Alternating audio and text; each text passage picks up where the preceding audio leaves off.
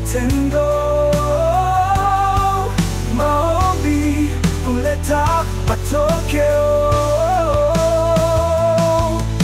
Imani huchochea matendo. Maombi huleta Nikukaribishe kwenye kipindi kizuri ambacho ni kipindi ambacho kinagusa maisha yako, kipindi ambacho kinaitwa Na Tuombe. Kwenye kipindi cha leo, kama kawaida yetu, tunatumia muda wa kutosha kwa ajili ya kula neno la Mungu, kupata mafundisho ili yakusaidie katika safari ya kiroho, lakini katika vita ya kiroho na maisha ya kila siku. Hii inakupatia nguvu wewe kupambana. Alafu mwisho tuna kipindi chetu kizuri cha maombi. Tutakuwa tunaomba kwa ajili ya changamoto mbalimbali za maisha yetu, tunaombeana. Lakini kwa wale ambao wanafuatilia kwa njia ya redio, nipende kuwatajia namba ya simu ambayo utaitumia kutuma maombi yako, shuhuda na vitu mbalimbali. Itakuwa ni 0755 932 283. Narudia tena 0755 932 283. Utatuma ombi lako na tuna muda mzuri wa kuomba kwa ajili ya yale maombi ambayo mmeyatuma. Kwa kuwa meseji ni nyingi, inawezekana usipate majibu ya kwamba tumeona meseji yako, lakini kuna muda ambao yale maombi yote mlioyatuma tunayaombea, na baadhi ya shuhuda tutakuwa tunazisoma kwa ajili ya kuwapatia watu nguvu na kusonga mbele. Kabla ya kuanza somo la siku hii ya leo, hebu tuweze kumwita Mungu. Tuombe. Baba yetu na Mungu mtakatifu, tunakushukuru sana kwa neema na upendo wako. Asante kwa ajili ya siku hii ya leo. Tunapoenda kuangalia maneno matakatifu kupitia neno lako takatifu hili, tupatie uelewa wa mbinguni. Lakini kila anayesikiliza na kutazama, Roho aliyevuvia waandishi kuandika akamguse pia na mtazamaji na msikilizaji, ili neno hili likaweze kuwa na nguvu katika maisha yake na kuonesha matokeo. Neema yako inatosha. Kwa jina la Yesu tumeomba na kuamini, amen. Ni imani yangu ya kwamba umebarikiwa na somo lililopita, siku ya Jumatano iliyopita, ambapo tuliongelea kwamba una nini mkononi. Tumeona ya kwamba Mungu wetu ni Mungu wa pekee sana, ambaye hafungwi na idadi ya vitu, kiasi cha vitu, kiwango au size. Chochote ambacho Mungu amekupatia katika maisha yako hajakosea. Unatakiwa kutambua, kama Musa alipoulizwa una nini mkononi, Mungu alitumia fimbo ya Musa ikagawa bahari ya Shamu. Fimbo ya Musa ikatenda miujiza mbele ya mfalme wa Misri na miungu ya Kimisri. Chochote ulicho nacho, mkate mdogo wa mwanamke mjane ukawa ni chakula kwa ajili ya nabii Eliya.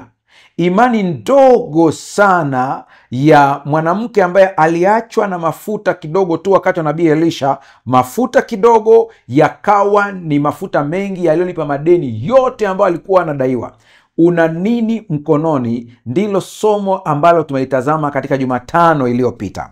Na chochote ulicho nacho kiweke katika mikono ya Mungu, atakikuza. Acha kulalamika, shukuru na tambua zaidi kile ulichopewa.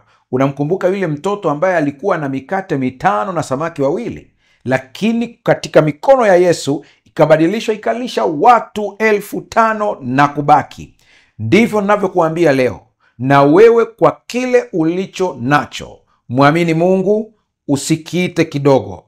Mshukuru Mungu, utaona matokeo yake. Siku ya leo tuna somo linalosema nguvu ya neno katika vita ya kiroho.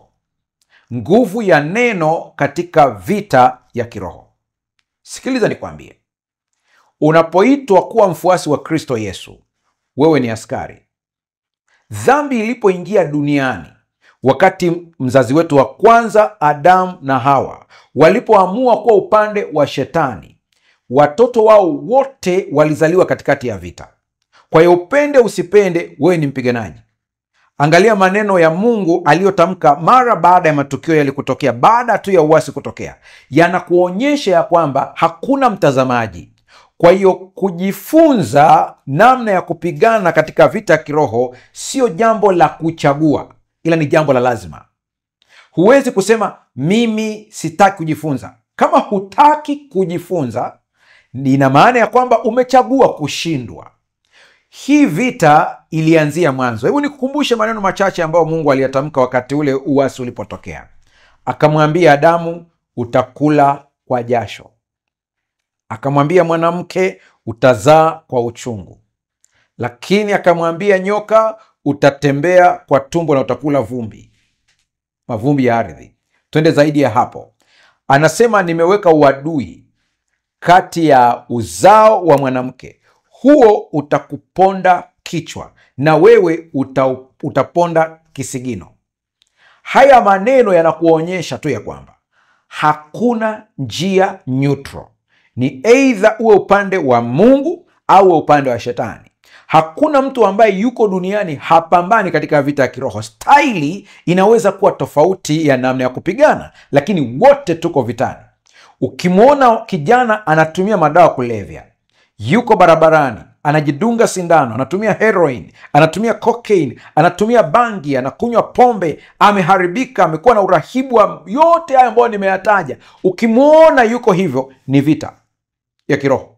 Inaweza kuja katika sura ya kisaikolojia, inaweza kuja katika sura ya kibiolojia, lakini tuko vitani. Kwa hiyo lazima tujifunze namna ya kupambana. Na katika kujifunza huku, kumbukeni nimesema hivi, hatupambani ili tushinde, tunapambana tukiwa tumesimama katika ushindi tayari. Kwa kuwa Kristo Yesu alimponda kichwa adui. Kwa hiyo ninakufundisha tu namna ya kusimama katika ushindi wa Kristo Yesu. Mimi sikupi ushindi, Kristo amekushindia tayari. Usipojua kusimama katika ushindi, hutajua namna ya kutumia silaha. Bado niseme zaidi, mtu ambaye anapambana ili ashinde anatumia silaha kwa staili tofauti. Mtu anayepambana kama amesimama kwenye ushindi anatumia silaha kwa staili tofauti. Sasa leo tuangalie nguvu ya neno katika vita ya kiroho. Kwenye kitabu cha Yohana wa kwanza sura ile ya 2 fungu la 14 anasema, nimewaandikia ninyi akina baba kwa sababu umemjua yeye aliye tangu mwanzo. Nimewaandikia ninyi vijana kwa sababu mna nguvu na neno la Mungu linakaa ndani yenu, nanyi mmemshinda yule mwovu. Nataka hapa uweze kuelewa ili andiko kwa upana wake. Roho Mtakatifu aweze kutusaidia mimi na wewe tuweze kulielewa vizuri andiko hili. Sikia maneno haya, nimewaandikia ninyi akina baba kwa sababu mmemjua yeye aliye tangu mwanzo. Kwa nini akina baba wanaambiwa wamemjua yeye aliye tangu mwanzo? Wamepitia mikiki mingi katika utoto wao, wamepitia changamoto nyingi katika ujana wao, lakini Mungu amewashindia, Mungu amewashikilia. Kwa hiyo wanamjua Mungu, wanajua uwezo wa Mungu. Shairi hili tulite shairi au tuandike maelezo au barua hii inapoeleza habari ya kina baba, imeeleza kwa sentensi chache sana. Nimewaandikia ninyi akina baba kwa sababu mmemjua yeye aliye tangu mwanzo. Mwisho wa kunukuu. Yaani kitendo cha kumjua yeye aliye tangu mwanzo kinatosha. Anapokuja kwa vijana, angalia kile ambacho anaelezea. Anaeleza kwa mapana, kwa kina kuliko hata alivyoelezea hapa mwanzoni. Anasema hivi, nimewaandikia ninyi vijana kwa sababu mna nguvu. Cha kwanza, vijana wana nguvu. Kwa kijana yeyote unanitazama hapa, ujue ya kwamba Mungu amekupa nguvu. Mungu amekupa nguvu physically, nguvu za kimwili. Mungu amekupa nguvu za kiroho. Mungu amekupa nguvu za akili. Usizimalize nguvu zako kwa vitu visivyolipa. Kijana yeyote unanisikiliza, nguvu ambazo Mungu amekupa ni za kutumia kwa vitu vilivyo sahihi, vinavyolipa. Nilikuwa naangalia baadhi ya tafiti kuhusiana na simu za mkononi, zinatisha ya kwamba mtu ambaye amekodolea macho simu ya mkononi kwa siku nzima anaua chembe za mwili kwa asilimia kubwa, za ubongo kwa asilimia kubwa sana. Yaani kwa lugha nyingine, ikiwa pombe inaweza kuua chembe za mwili, vivyo hivyo simu ya mkononi iliyoangaliwa kupitiliza inaua chembe za ubongo. Hebu itafakari hii vizuri. Sasa angalia, vijana wanapoteza nguvu zao nyingi katika mambo kama hayo. Wanapoteza nguvu zao nyingi katika matumizi ya pombe, nguvu zao nyingi katika kushabikia vitu visivyolipa. Nikisema hivyo wamenielewa, sitaki kwenda zaidi ya hapo. Angalia vitu ambavyo unavishabikia, je, vinalipa? Sikia sentensi hii tena, na neno la Mungu linakaa ndani yenu. Lengo la Mtume Yohana kuwaandikia vijana, anaandikia vijana ambao anawajua ya kwamba neno la Mungu linakaa ndani yao. Kijana yeyote unanisikiliza, neno la Mungu linatakiwa kukaa ndani yako, sio mitandao ya kijamii, sio hizo Twitter, sio comedy ambazo unazitazama, sio movie unazozitazama kila wakati, sio tamthilia ambazo unaziangalia. Hizo season episodes zote ambazo unazitazama zinajaa ndani yako badala ya neno la Mungu. Nini ambacho umeshikilia? Simu yako imejaa nini? Pochi yako inapofunguliwa, wewe binti, hapo ina kitu gani? Siku hizi kuna Biblia ndogo, size ndogo, ambayo unaingiza kwenye pochi yako, inakaa na unaweza ukasafiri popote na ukafungua na ukasoma neno la Mungu. Na tutaangalia baadaye jinsi ambapo shetani anaanza kuwatoa watu kwenye neno kidogo kidogo, maana anajua kabisa kwamba hilo neno likikaa ndani ya vijana wenye nguvu, watamshinda yule mwovu. Turudie lile andiko letu tena vizuri. Nimewaandikia ninyi akina baba kwa sababu mmemjua yeye aliye tangu mwanzo. Nimewaandikia ninyi vijana kwa sababu mna nguvu, na neno la Mungu linakaa ndani yenu, nanyi mmemshinda yule mwovu. Angalia, semi nanyi mtamshinda, mmemshinda. Kwa hiyo kumbe tunachokifanya hapa ni kutangaza ushindi ambao umekamilika ndani ya Kristo Yesu. Lakini ili uweze kuujua huu ushindi, ni lazima neno la Mungu liweze kukaa ndani yako. Neno liweze kukaa ndani yako. Mara nyingi tunapozungumzia vita ya kiroho, tunajiliwa akili na silaha za kimwili, tunajiliwa na mawazo ya majeshi ya kawaida ya duniani. Lakini sikia nikwambie, katika ulimwengu wa roho ambao ni halisi, japo hauonekani kwa macho ya damu na nyama, kuna vita inayoendelea. Mara fulani kwenye kitabu cha Ufunuo anasema kulikuwa na vita mbinguni, Mikaeli na malaika zake wakapigana na yule joka. Hii vita haina maana kwamba ilitokea kabisa physically, ni vita ya kiroho. Sasa watu wanapuuza vita ya kiroho bila kujua mambo yafuatayo. Naomba Mungu akusaidie uweze kuelewa sentensi ifuatayo. Chochote unachokiona kinajitokeza katika ulimwengu wa mwili kilipikwa katika ulimwengu wa roho kwanza. Kwa ukihitaji uweze kufanikiwa katika jambo lolote katika ulimwengu wa kimwili, lazima uweze kufanikiwa kwanza katika ulimwengu wa kiroho usioonekana. Na ili uweze kuwa mshindi katika ulimwengu wa kiroho, lazima ule neno la Mungu liwe ndani yako, ili uweze kuumba kitu kipya katika ulimwengu usioonekana. Sikia vizuri hapa. Shetani, adui yetu mkuu, hajali sana kuhusu dini yako au jinsi unavyokwenda kanisani mara kwa mara. Kinachomtisha na kumchukiza zaidi ni Mkristo anayelijua neno la Mungu, analiishi kwa dhati na analikiri kwa ujasiri, na kama mwanajeshi anayejua vizuri silaha yake ya jinsi ya kuitumia vitani. Nini kinamtisha shetani siku zote? Ni mtu ambaye ana ujuzi huu. Ishu ya dini yako yeye sio mgogoro. Ishu ya dhehebu lako kwake sio shida. Atapenya kwenye madhehebu yetu, atapenya kwenye makanisa yetu, ataingia humo, na ana mawakala wake wako humo ndani ambao wanaenda kanisani na majina yao yameandikwa kwenye vitabu vya madhehebu yetu na dini zetu, lakini bado ni mawakala wa shetani, na atakushambulia ukiwa kwenye dhehebu lako na dini yako hapo hapo, endapo tu hutajua ukweli huu. Narudia hii sentensi. Kinachomtisha na kumchukiza zaidi ni Mkristo anayelijua neno la Mungu, sio kulijua tu, anayeliishi kwa dhati, sio kwa maigizo, na analikiri kwa ujasiri, na ni kama mwanajeshi anayejua vizuri silaha yake na jinsi ya kuitumia vitani. Wakati fulani napoongea mambo haya ya vita ya kiroho, nasema hivi: bunduki AK47 au rifle au shotgun ni bunduki hiyo hiyo.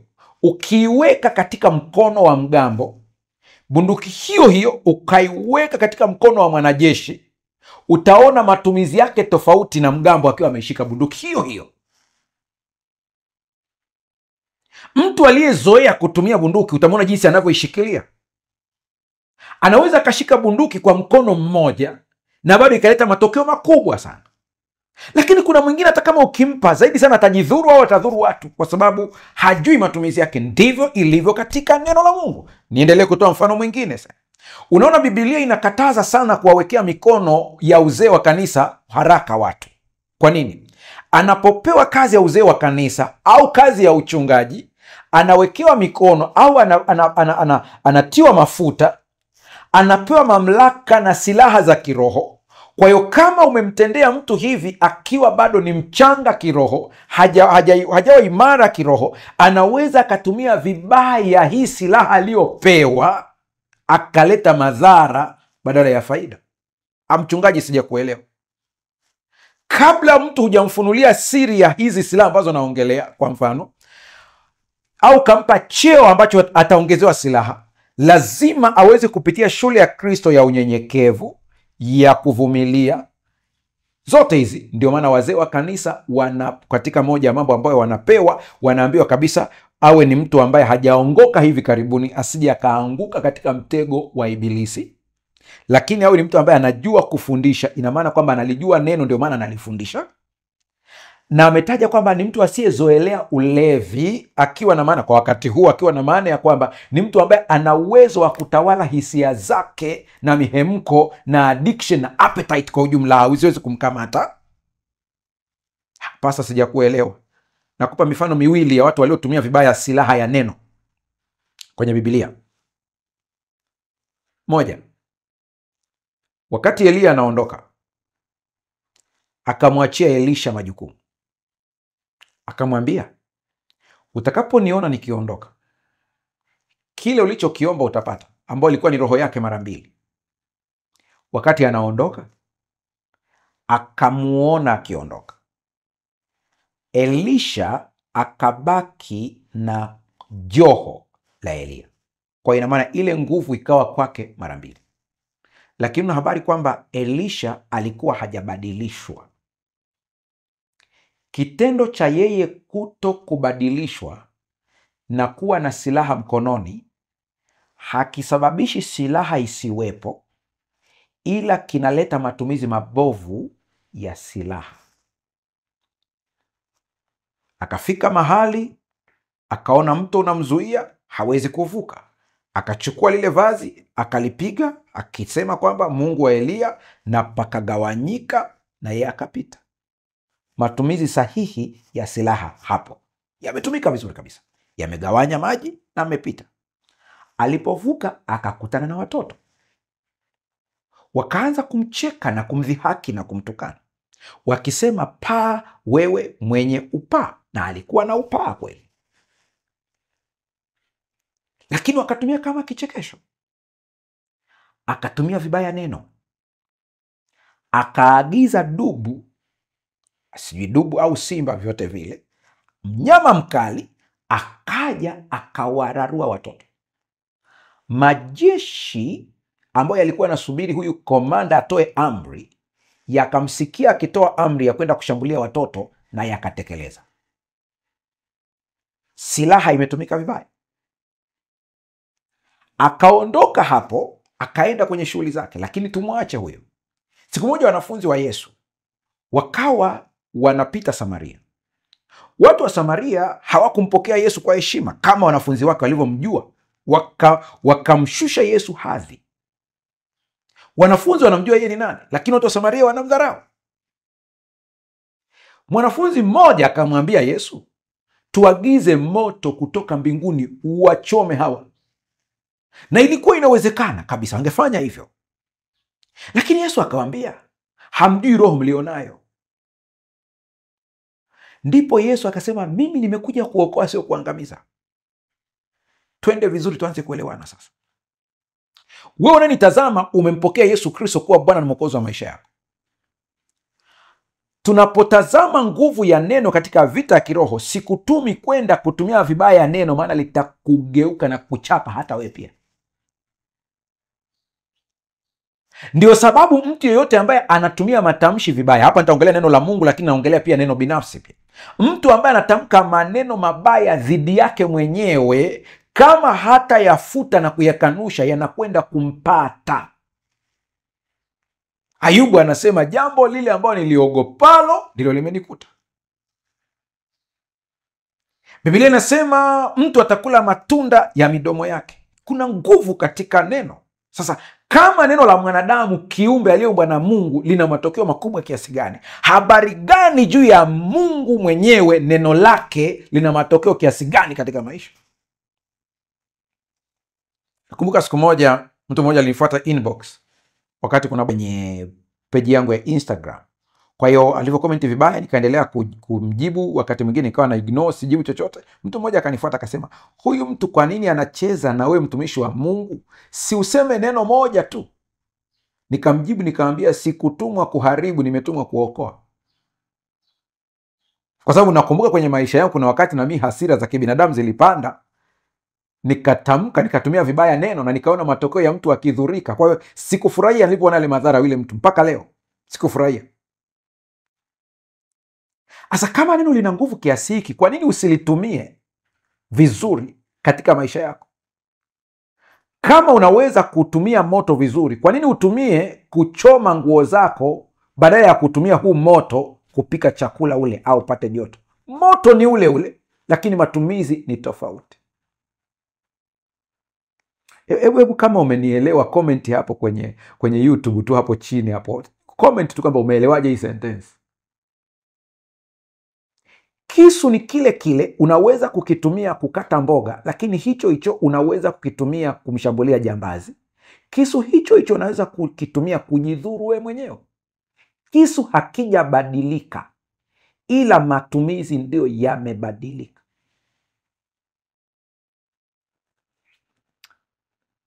Sikiliza rafiki yangu,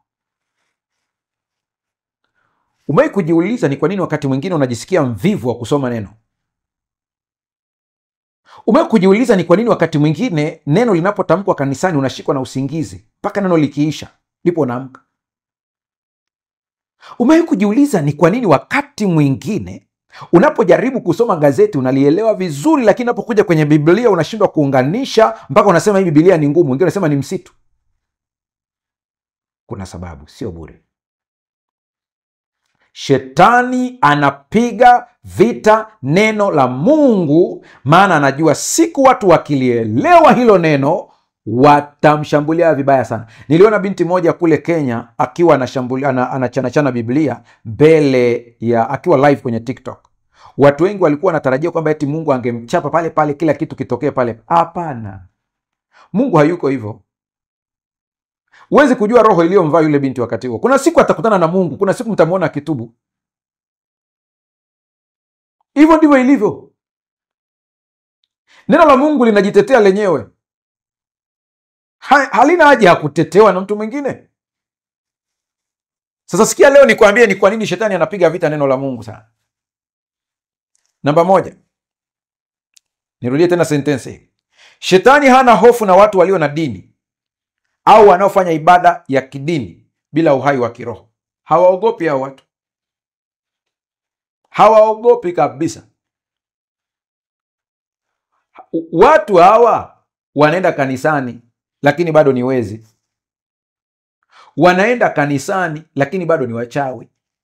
Kwa hiyo usitishike.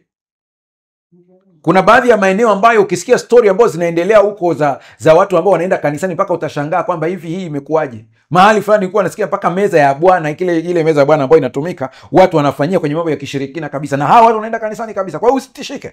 Issue ni kwamba unapoenda kanisani au unaposoma neno la Mungu, unalisoma katika mtazamo wa kiroho na kuvuna matokeo ya kiroho, au kama uzoefu wa kidini kila siku, au kama hali tu ambayo mmeizoea kwamba nitakuwa ninasoma neno ikifika saa fulani. Yaani umejipangia ratiba yako, kwa hiyo linakuwa zaidi katika utaratibu lakini sio kiroho. Sasa sikiliza, ni kwa nini?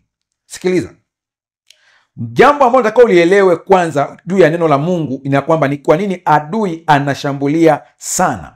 Na unakumbuka hata Yesu wakati anapambana na shetani alikuwa anatumia neno imeandikwa, imeandikwa, imeandikwa, imeandikwa. Ina maana kwamba alikuwa amekula neno lilikuwa liko katika maisha yake. Sasa kwa nini basi shetani analipiga sana vita neno la Mungu? Sababu ya kwanza, neno la Mungu ni taa ya njia zetu.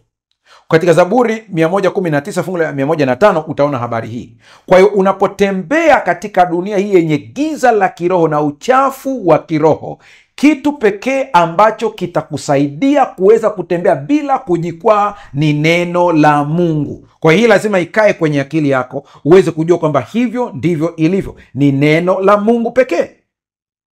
Umesikia bunge la Hispania limepitisha kwamba wale wote wachungaji ambao watawasaidia watu ambao wana tabia za kishoga kurudi katika njia ya imani na kuwapa toba watachukuliwa hatua za kisheria. Ni kwa nini? Wanaenda sa kinyume na neno la Mungu. Nenda ukaangalia katika masuala kama vile watu ambao wanaabudu sanamu na vitu kama hivyo. Kwa hiyo neno la Mungu ni taa, inakuongoza kwamba dunia leo inachukulia ushoga kama haki ya kibinadamu, lakini neno la Mungu inataja ushoga kwamba ni dhambi.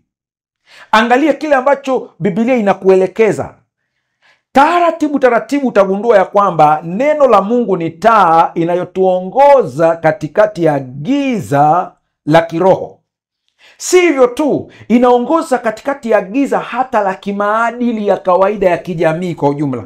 Ukifuata neno la Mungu katika tafsiri ya kiroho, sio ya kidini, utakuwa na maisha ambayo yana usawa, yako balanced vizuri kabisa. Huwezi kuwa mtu wa itikadi kali aliyepitiliza, lakini huwezi kuwa mliberali tena ambaye amepitiliza. Utakuwa ni mtu ambaye unatembea katika usawa ambao Mungu amekusudia tuweze kuishi.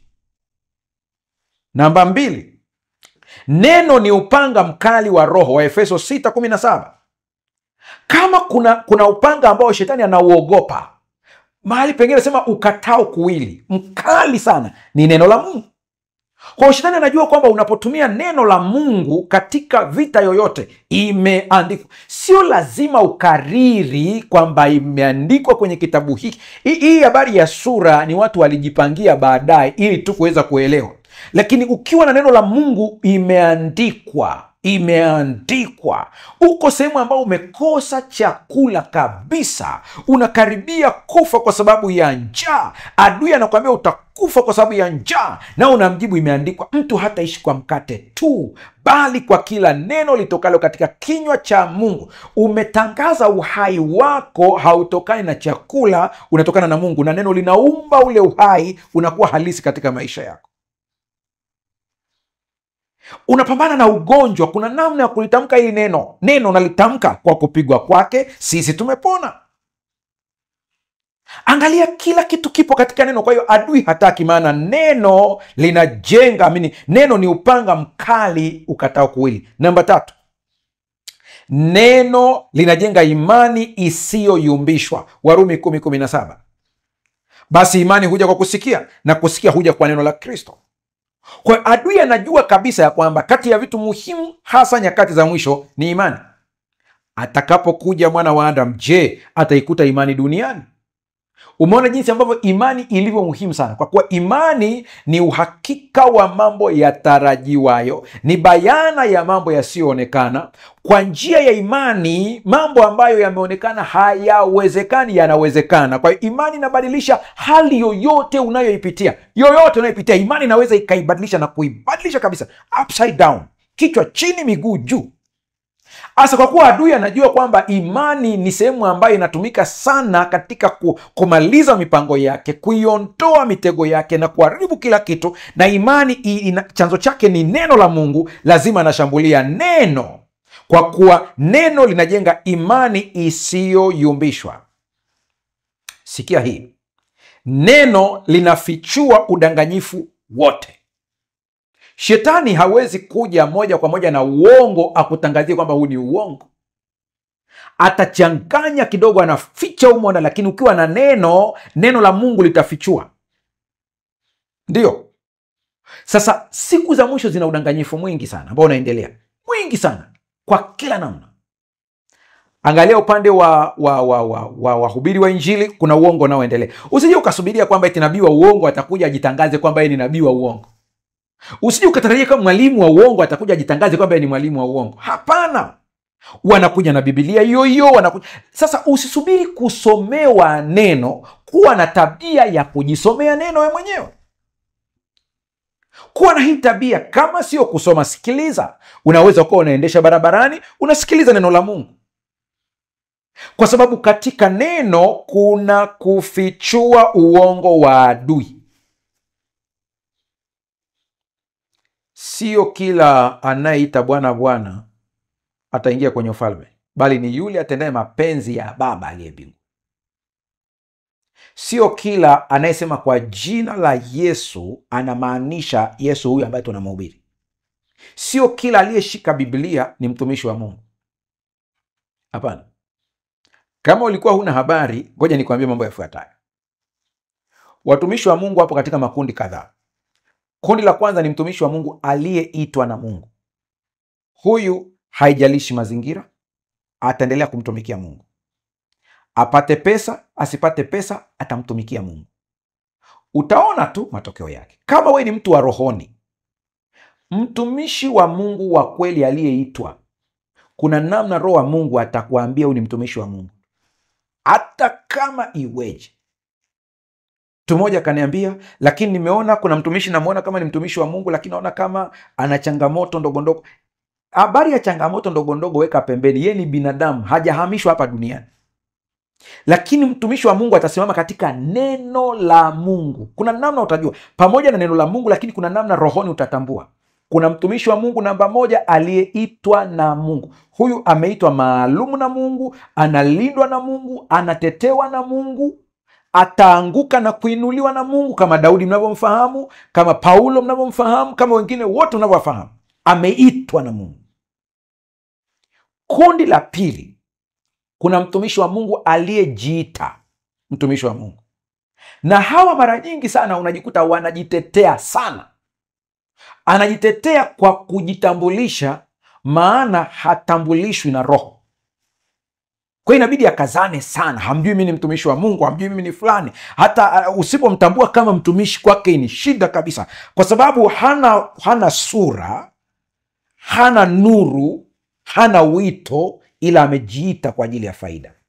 Sasa utaniambia, je, naye anajenga ufalme wa Mungu? Ndio, anajenga ufalme wa Mungu vizuri kabisa, lakini hajaitwa. Paulo anasema wapo wanaomhubiri Kristo kwa faida. Anasema haidhuru, kikubwa Kristo anahubiriwa. Ndio wale Yesu anasema sio wote waniitao Bwana Bwana watakaoingia katika ufalme, bali ni wale wafanya mapenzi ya Baba yangu aliye mbinguni. Wengi wataniambia siku ile, Bwana tulifanya unabii. Kwa hiyo kuna manabii. Bwana tulitoa pepo. Watafanya miujiza na miujiza mingi. Asema nitawaambia ondokeni, siwajui ninyi. Kwa nini anasema siwajui? Hakuwahi kuwaita, ila walipogundua kwamba ukianzisha kanisa unapata sadaka, nao wakaanzisha. Walipojua kwamba watu wana shida sana ya mambo ya kiroho, kwa hiyo nao wanaweza kufanya hayo mambo ili wapate kipato, nao walikuja wakapata kipato pia kwa njia hiyo, lakini hawakuitwa. Lakini mchungaji, kwa nini sasa walikemea pepo kwa jina la Yesu na pepo wakaondoka? Nao walijiita. Jina la Yesu lina nguvu, na wakati mwingine Mungu anamhurumia yule mgonjwa aliyoko pale. Kwa Mungu anatenda sio kwa ajili ya yule mtumishi, ila ni kwa ajili ya neema yake. Kwa hiyo usije ukachanganyikiwa ukaona tu miujiza ukasema yule ni mtumishi wa Mungu kwa vile anafanya miujiza. No. Namba tatu, kuna watumishi wa Mungu ambao wanaitwa na watu. Wa kwanza ameitwa na Mungu, wa pili amejiita, mwingine ameitwa na watu. Hajaitwa na Mungu huyu ambaye ameitwa na watu, ila kwa kuwa ana mvuto, watu wanamkubali, wanamhamasisha, na wewe fanya hiki, na wewe fanya hiki, basi anaingia mkenge na yeye anaingia kwenye huo utumishi. Naye je, ataweza kuwasaidia watu kweli ili waweze kumwona Mungu? Anaweza pia. Anaweza pia anakawasaidia, lakini yeye hawezi kuingia mbinguni. Sasa hatari iliyoko ni hii. Katika hawa wawili ambao nimekupatia, hawa wawili hawa ni hatari sana, maana hawa ni rahisi kutumiwa na shetani. Kwa kuwa huyu anatafuta pesa, yuko tayari kwenda hata kwa waganga au kuabudu mashetani ili apewe nguvu za miujiza. Na kwa vile huyu naye ameitwa na watu, atafanya mapenzi ya watu na sio mapenzi ya Mungu. Mungu atusaidie sana. Sasa hao wote utawatambuaje? Utawatambua kama wewe ni mtu ambaye unakula neno la Mungu na kulisoma na kujifunza katika roho, sio kama taratibu ya dini. Sehemu nzuri sana ambayo naipenda ni hii. neno la Mungu ni chakula cha uzima.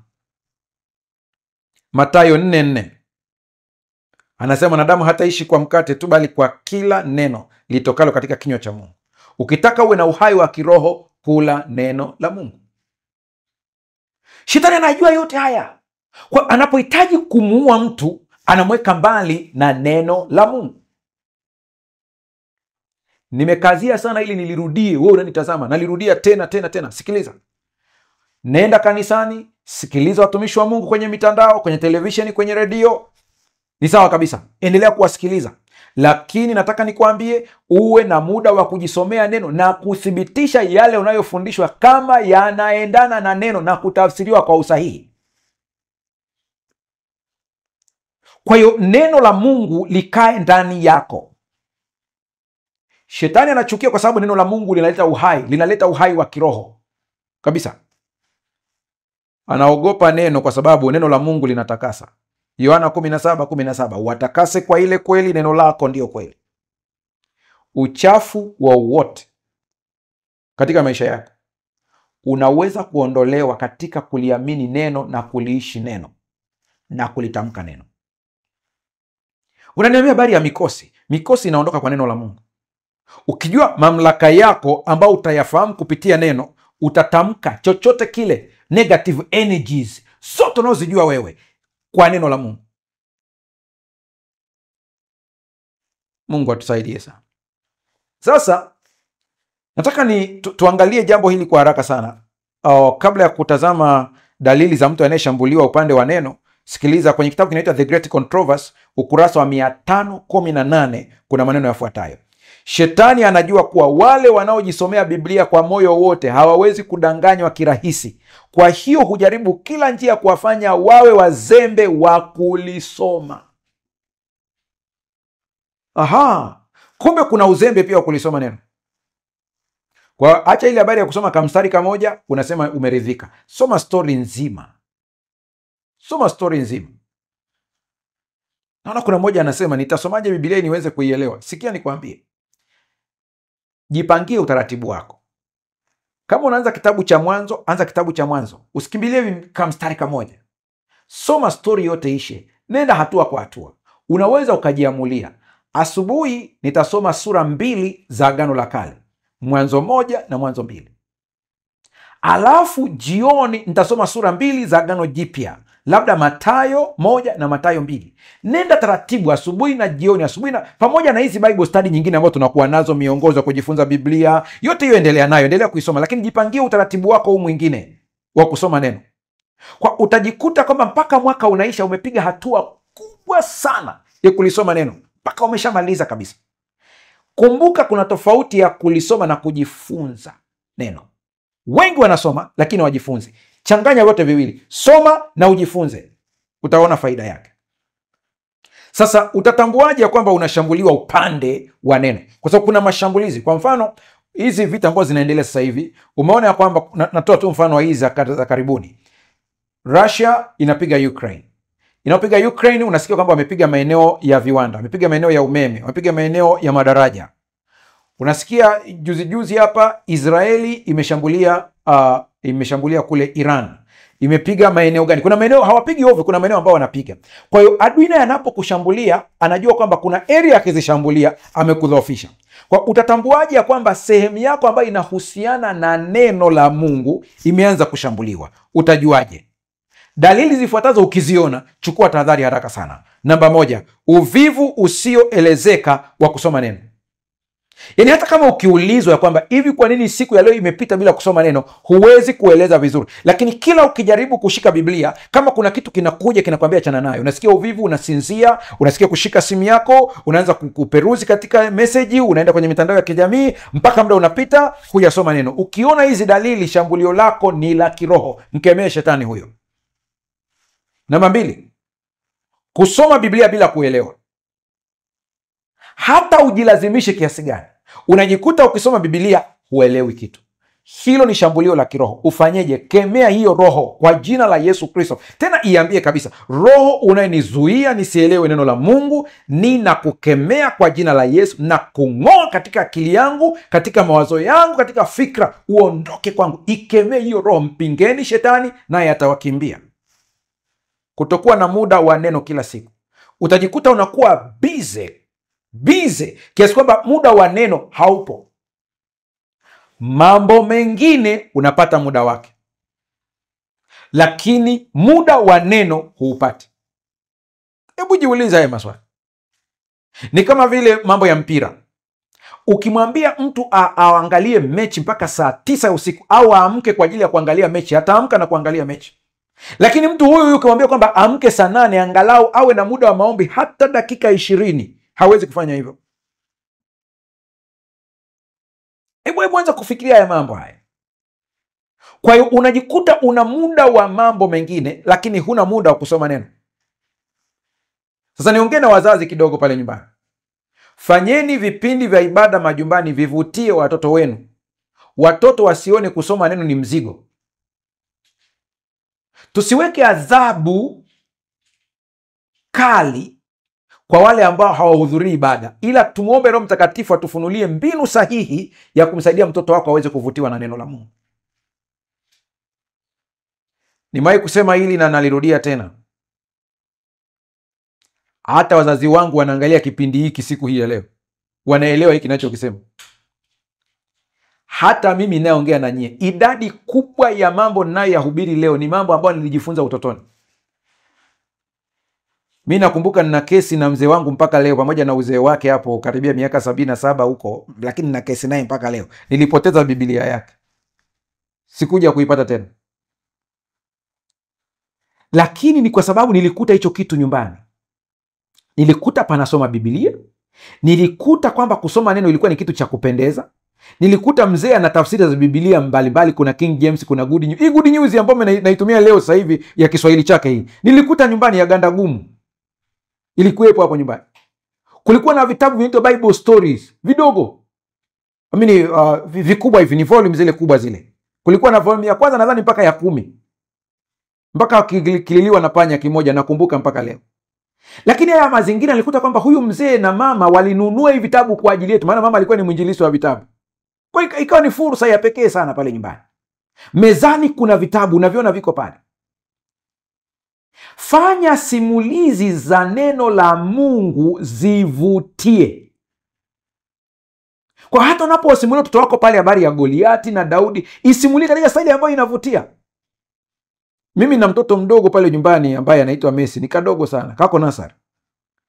Lakini wakati napokasimulia habari ya neno la Mungu, lazima nisimulie katika staili ambayo kwanza kanakuwa shabiki wa Mungu. Kwa hiyo akisikia stori ya jinsi Mungu anavyoshinda, kanashabikia na kufurahia kabisa. Lakini kuna namna ya masimulizi yale unayaweka mpaka yavutie.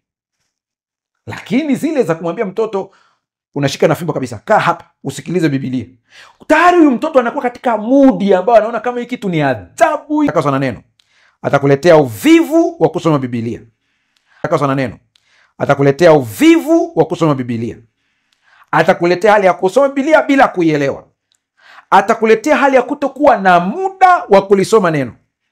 Lakini ataleta hali nyingine ya kuacha kuliamini neno na kulitilia mashaka.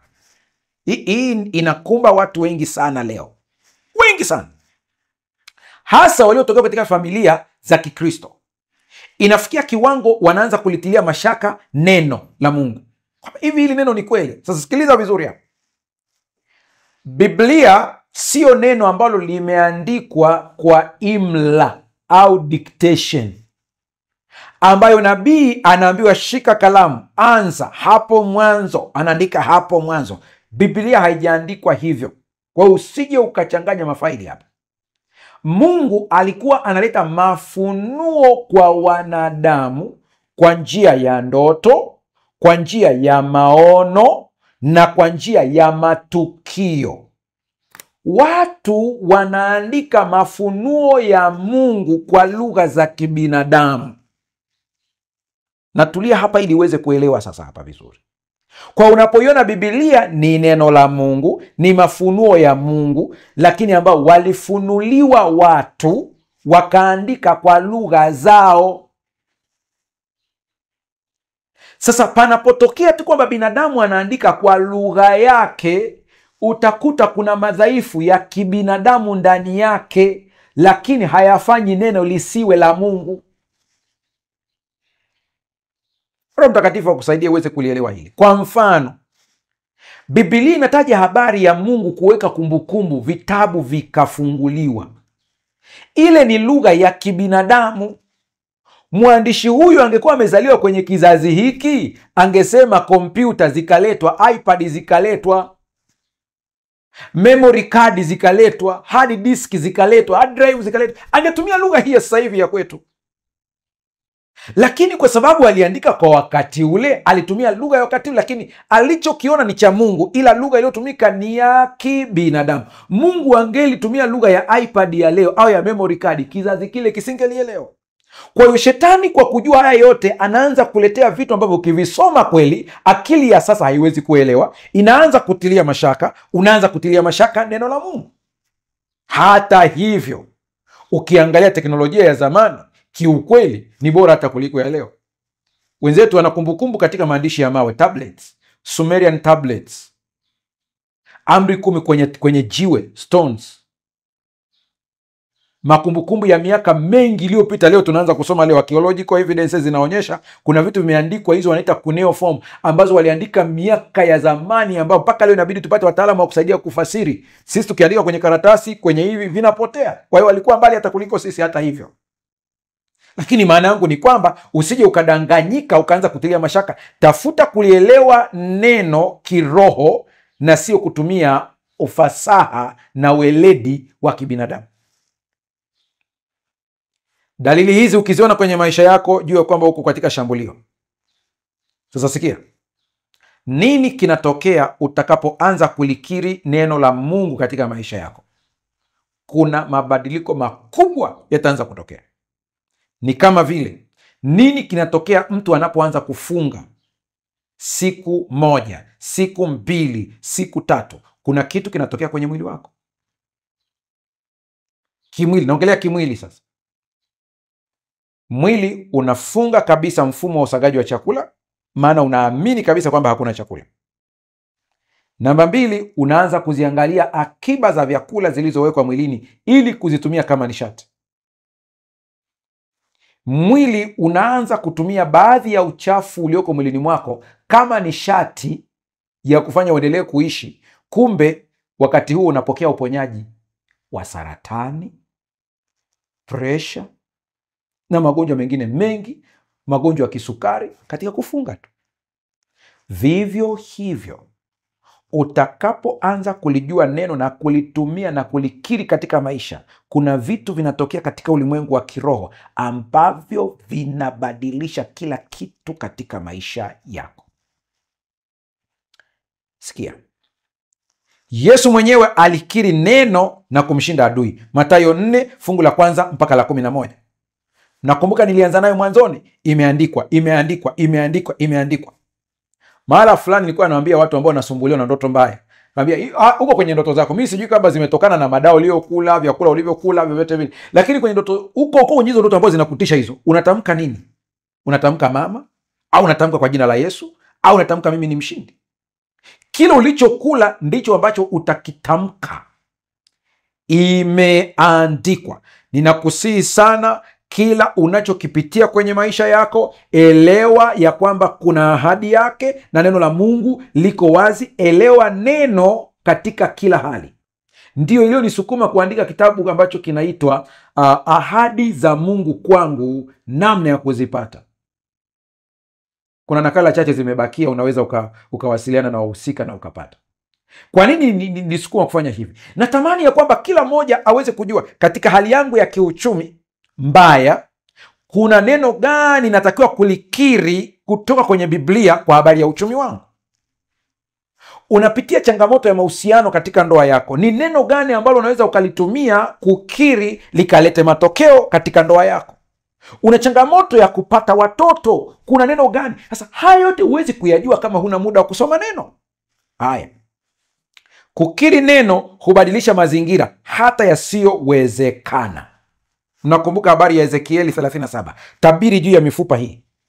Mifupa ilikuwa ni mikavu, lakini alipoanza kutamka kwa nguvu ya Mungu, kwa uongozi wa Roho Mtakatifu, mifupa ikaanza kupata nguvu, upepo ukavuma, mfupa kwa mfupa ukasogeleana. Nami nakutangazia wewe ambaye unanitazama sasa hivi, sijui unapitia hali gani yoyote ile, itamkie kwa jina la Yesu Kristo. Inawezekana naongea na mtu ambaye kuna dhambi imekamata maisha yako, umeshindwa kuishinda hiyo dhambi. Wewe ni mshindi, na yaweza mambo yote katika yeye anitiaye nguvu. Hilo ndilo neno la Mungu hapo.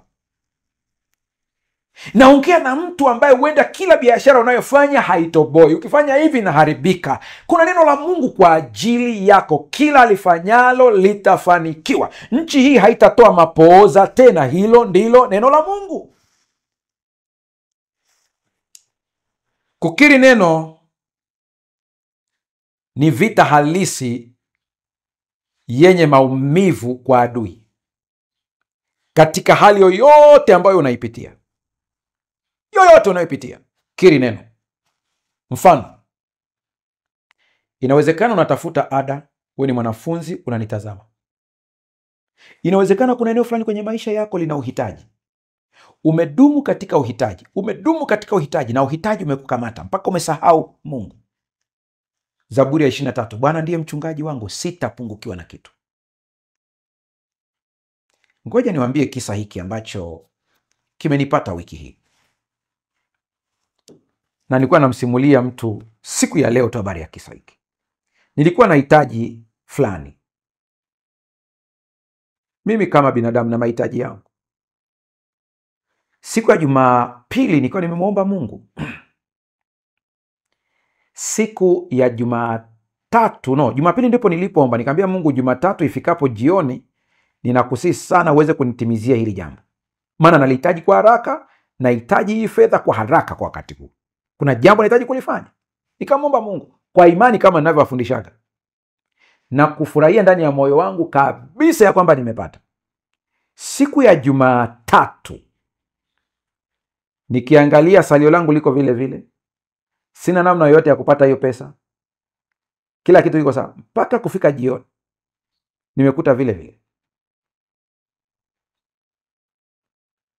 Sasa wakati na mimi najiwa na mawazo ya kibinadamu, nilimwomba Mungu na kumshukuru na kila kitu, nimetumia principles zote ambazo pia nafundisha watu.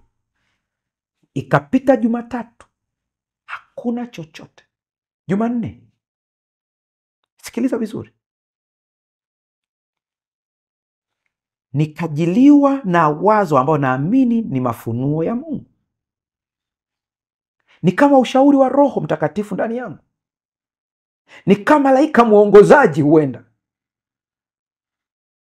akianza kunishauri kitu kipi ambacho hata sijawahi kufundisha watu, ya kwamba siku uliyoweka imepita na hii pesa hujaipata.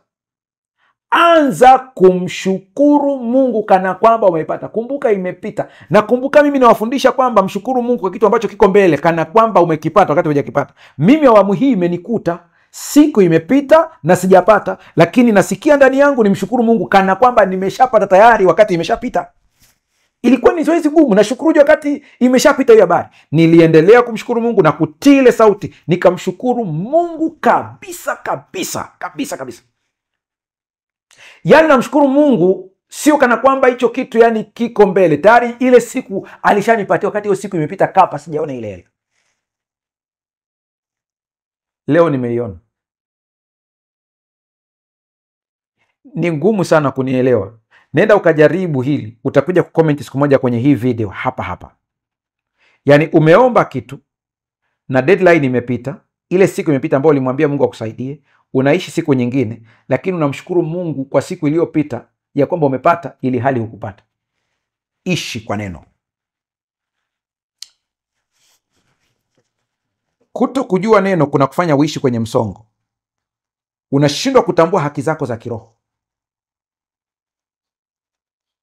Unaishi kama mtumwa ili hali we ni mtoto, ni mwana, ni binti wa Mungu.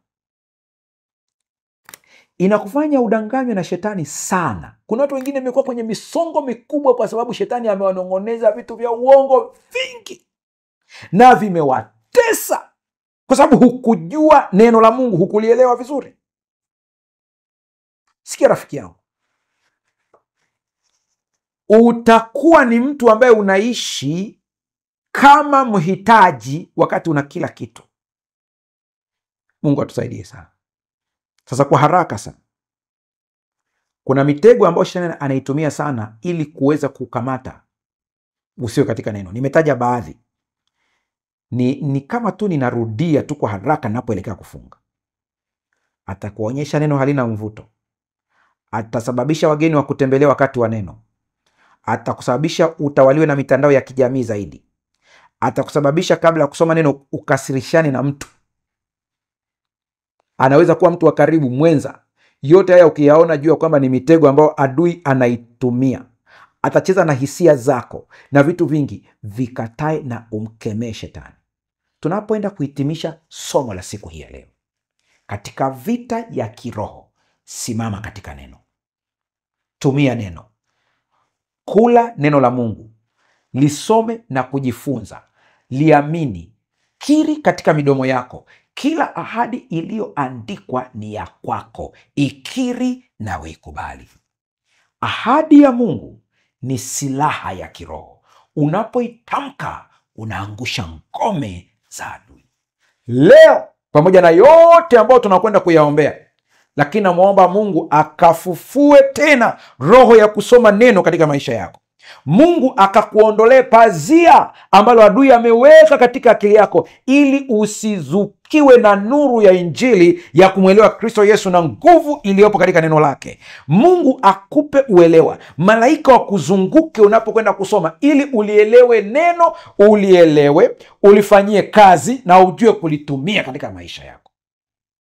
Endelea kutuma maombi yako, endelea kutuma maombi yako, na neno la Mungu litakwenda kubadilisha maisha yako. Mungu hulituma neno lake na kuwaponya watu, na leo atakwenda kuponya maisha yako. Ataponya biashara yako, ataponya ndoa yako, ataponya kila kinachokuhangaisha, iwe ni msongo wa mawazo. Mungu atalituma neno, na neno litakufikia hapo chumbani ulipo, hapo sebuleni ulipo, hapo kwenye televisheni yako ulipo. Neno la Mungu linakwenda kukugusa hapo hapo ulipo, na utaona matokeo. Linagawa nafsi na mafuta yaliyoko ndani yake, lije pesi kuyatambua mawazo ya moyo. Hili neno la Mungu leo linatumwa kwako, linakwenda kuvunja nguvu za giza kabisa katika maisha yako. Pepo wachafu wanakwenda kutoka sasa hivi kwa neno.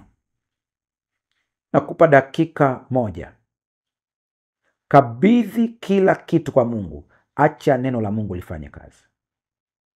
Wakati unaomba kimoyomoyo ukiwa pale nyumbani, wengine wakiendelea kutuma maombi yao kwa njia ya namba ya simu, wengine wakiandika maombi yao hapo kwenye YouTube channel wanapoendelea kuandika tukiwa live sasa hivi. Endelea kutuma, endelea kutuma, endelea kutuma, endelea kutuma. Endelea kuomba ndani ya moyo wako na kwenda kuomba sasa.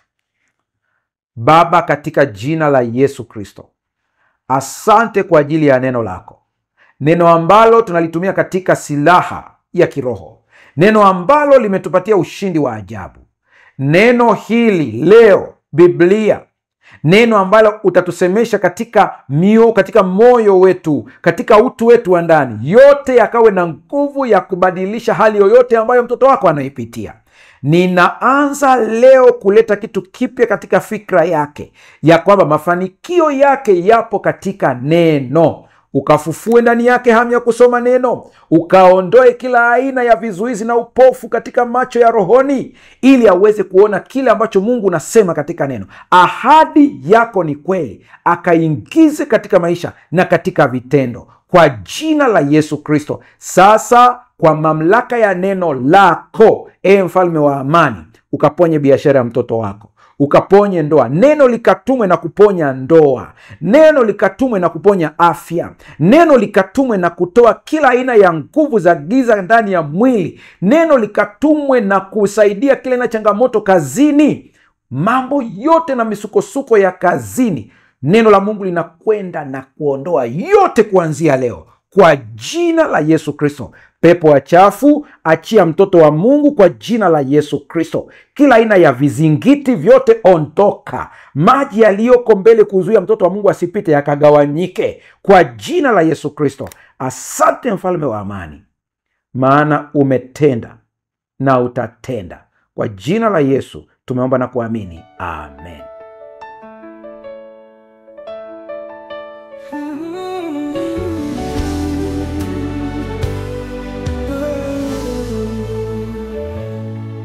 Safari ya ajabu twatembea kwa imani, maombi ni mwanga yatufunulia njia, matendo ni ushuhuda wa moyo ulio hai. Imani huchochea matendo, maombi huleta matokeo. Imani huchochea matendo, maombi huleta